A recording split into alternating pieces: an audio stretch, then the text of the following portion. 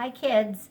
I've decided I'm going to read a book to you guys. And this book has 8 chapters. So I thought I'd read a chapter a day, and you can watch it whenever you want.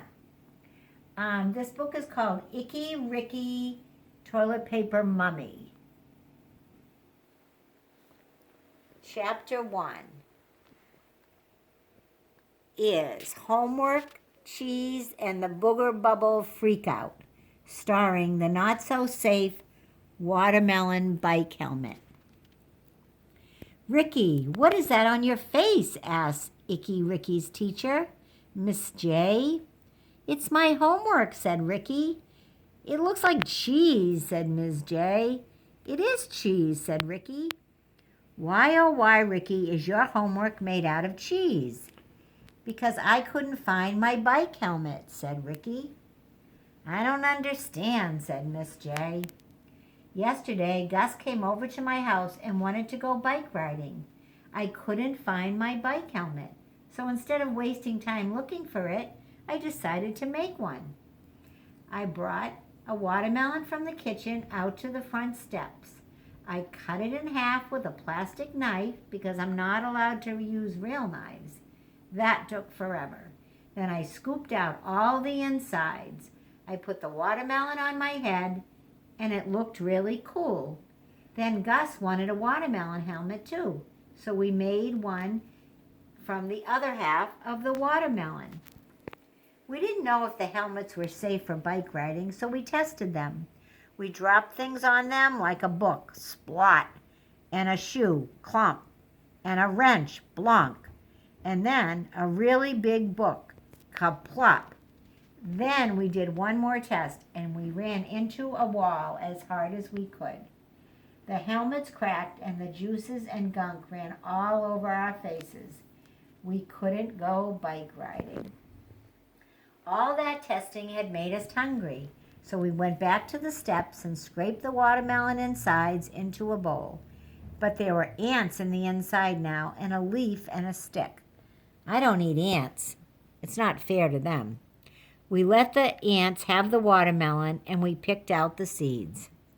We decided to have a seed spitting contest. We spit our first seeds across the lawn, but couldn't find them in the grass. Gus figured the seeds would be easier to find inside, so we went to my room.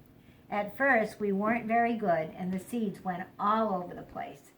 One went into the fishbowl, and one under my sheets, and one stuck to a light bulb. We needed targets. I took all my homework papers from my folder and drew monsters and aliens and stuff on them. And we spit, and we spit, and we spit. We got really good and could hit the targets right between the eyes from all the way out in the hallway. We were awesome. We got tired of spitting seeds since we were experts now, so Gus did a trick for me. He turned his eyelids inside out so I could see the pink side. It was freaking me out. I was like, "You're freaking me out!" And Gus said, "Am I totally freaking you out?" Then I told him, "Yes, you're totally freaking me out." Gus said, "How much am I freaking you out?" And I was like, "You're freaking me out so much that I have to blow a booger bubble." So I blew the biggest booger bubble I could, and we cracked up all over the place. Gus went home, and I had to do my homework. I'd used all my paper for the seed targets. I looked for clean sheets of paper, but I couldn't find any. Then I started to think real hard. What else could I write on? What else is smooth and bright and flat? I thought the walls on my bedroom door would be good, but I couldn't get them to school in my backpack. Then I figured out that cheese would work. First, I tried to write on it with a pencil, but the pencil ripped it up, so I ate that slice. Then I tried a crayon, but that just smushed the cheese and didn't really show up, so I ate that slice. Then I tried a marker. That worked. It smeared a little, but it blew on the cheese. It dried pretty well. The marker was like, squeak. I did my homework and filled 9 pieces of cheese. I used the last slice of cheese to make a sign that said, "Rickie is awesome." Then I stuck it to my wall. It stayed even without tape or glue. Then I went to bed. I woke up late and my mom was telling me to hurry.